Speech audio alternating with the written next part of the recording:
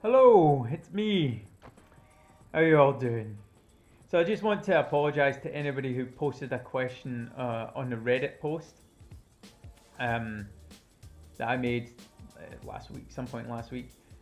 I've basically the post got deleted, and I got like banned for a period of time by the moderator because for some reason he felt that because I used a custom URL to point people to my YouTube channel instead of the really long hashed YouTube URL, that I was misleading people and basically conning them in some way.